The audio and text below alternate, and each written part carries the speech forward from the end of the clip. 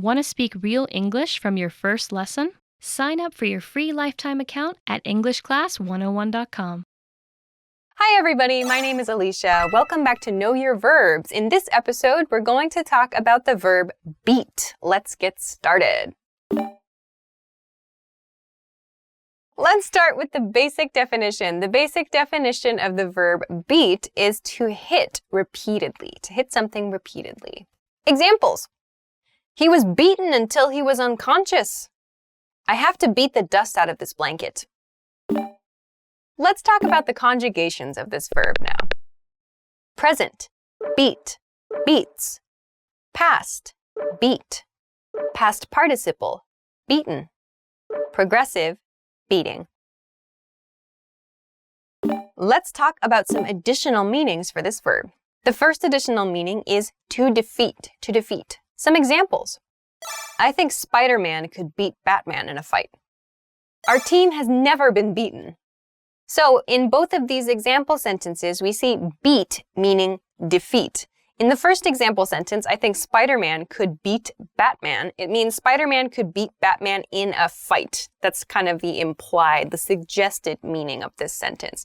Spider-Man could beat Batman equals Spider-Man could defeat Batman. Spider-Man would be better than Batman. Spider-Man would win in a fight against Batman. Spider-Man would beat Batman. In the second example sentence, our team has never been beaten. It means our team has never been defeated. Our team has never lost. Our team has won every match, every game we have ever played. Our team has never been beaten. So no defeats, pretty great. So this is one meaning, to defeat something. Okay, let's go on to the second additional meaning for this verb. The second additional meaning for this verb is to act before something else happens. Examples. Let's beat the crowds and get tickets for the afternoon movie. I left the house early to beat rush hour traffic. Okay, so both of these examples show one action happening before some other negative thing we want to avoid. In the first example sentence, it's about avoiding big crowds of people at a movie theater. So let's beat the crowds is the expression that's used there. So beat the crowds doesn't mean hit the crowds of people. It means take action to do something before the crowd of people arrives. And that action will be to see the afternoon movie. So let's beat the crowds means let's do something before this crowd of people.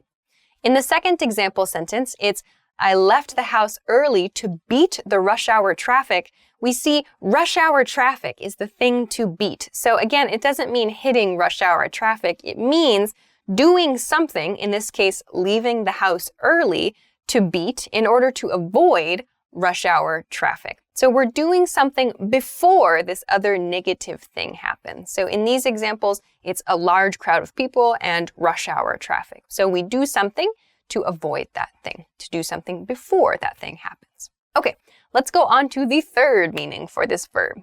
The third meaning for this verb is to be more enjoyable than something else, to be more enjoyable than something else. Examples. Enjoying some sun on the beach sure beats working at an office. Relaxing at home beats spending the day shopping.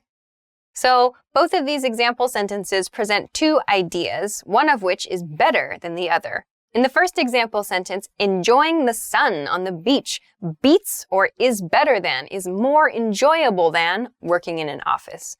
In the second example sentence, relaxing at home beats or is more enjoyable than spending the day shopping. So we're comparing two things, and the thing that is better, we use beats just after that. So when you want to use this pattern, you can just say A beats B, where A is better than B. A is more enjoyable than B.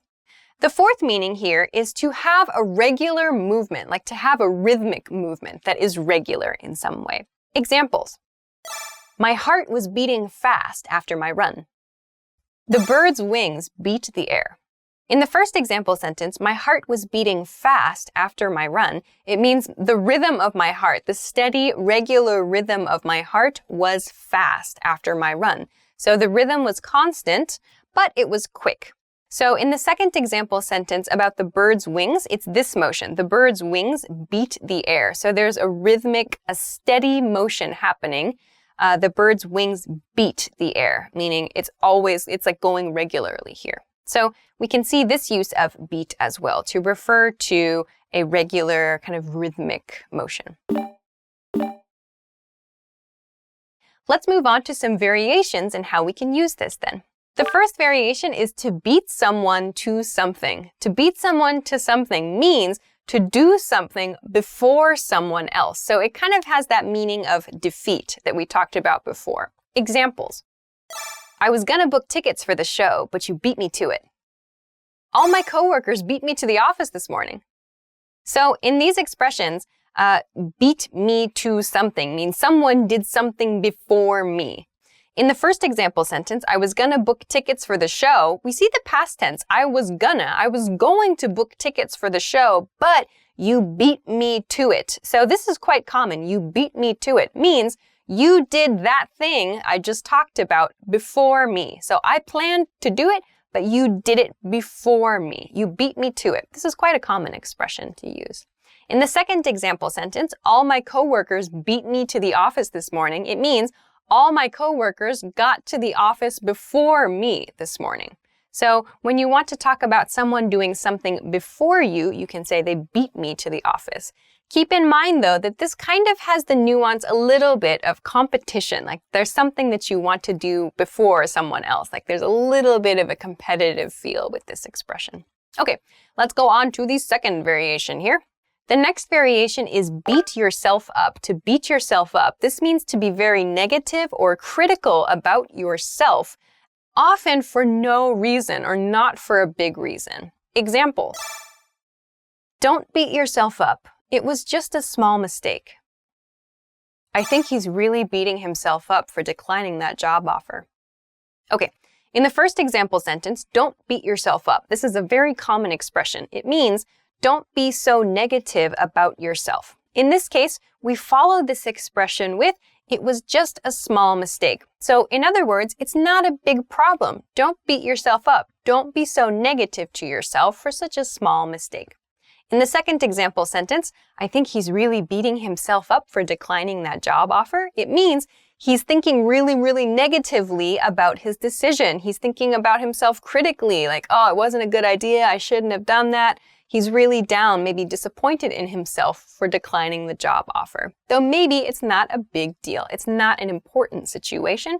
So he doesn't need to beat himself up, or he is beating himself up about it in this case. So he's upset, in other words. But maybe he doesn't need to be. Okay, so those are a few different ways that you can use the verb beat. I hope that you found something new. Of course, if you have any questions, comments, or if you'd like to try out a different way of using the word beat, please feel free to do so in the comment section. Don't forget to give us a thumbs up if you liked the video, subscribe to our channel, and check us out at EnglishClass101.com for other good stuff for your English studies. Thanks very much for watching this episode of Know Your Verbs, and we'll see you again soon. Bye-bye.